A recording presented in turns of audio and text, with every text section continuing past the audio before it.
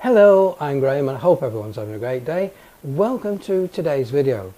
In this video I'd like to introduce you to a new feature that's been incorporated into the manual mode of the FZ300, or it's 330 in the Europe, or indeed it's in the FZ1000 that's been used to film this sequence now. This feature, called Auto ISO, has been incorporated into the fully manual mode at the request of several photographers. Now, you wonder why we've incorporated the Auto ISO in what has been traditionally a fully manual mode. So as photographers, we decided how we want to set up that exposure. So for example, depth of field might have been important, so we've set that by controlling the aperture. And then if we've locked the ISO down to give us the minimum noise in our scene, we would balance the equation by changing the shutter speed to give us the right exposure.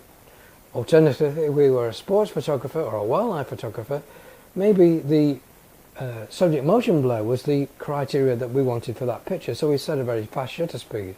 Again, if we've locked our ISO down at 100, we would use the aperture to balance the equation.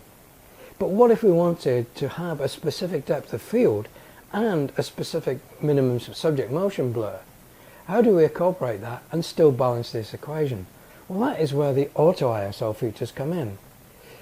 Normally, if the light situation is changing, you're having to constantly balance the equation. So if you're in aperture priority mode, you're going to change the shutter speed. Or if you're in a minimum shutter speed situation, you're going to have to vary the aperture to keep the equation balanced. But by having Auto ISO, you can determine the aperture you want for this particular shot. You can determine the shutter speed to maintain the right amount of subject motion blur, and let the camera decide on the ISO to balance the exposure for you. And it doesn't matter if that light situation changes, the camera will change the ISO. So you're always maintaining the right shutter speed and the aperture for the depth of field.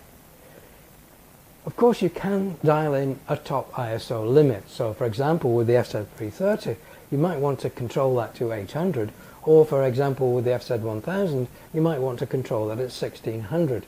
So the camera will work from 100 up to the top limit that you've set.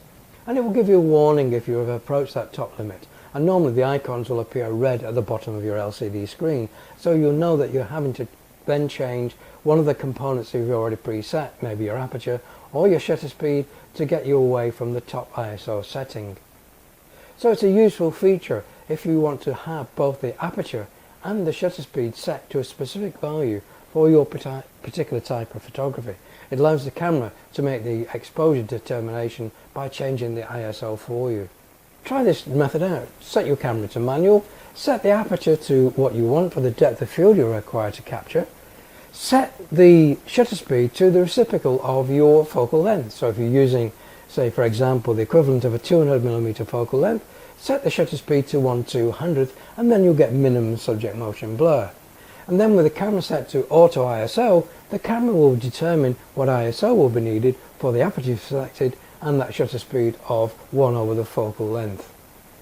Do try that out. You'll find it a really useful feature if you're shooting in the fully manual mode. Hope you find that useful. Please do click the like button. Please do subscribe if you're not already subscribing to this channel. And then if I do upload any new videos, they'll appear in your subscription list. Also check out my photographic blog if you're not aware of that, and I'll put a link to that in the video description below. So thanks again for watching, please take care, and I'll see you in my next video. Goodbye for now.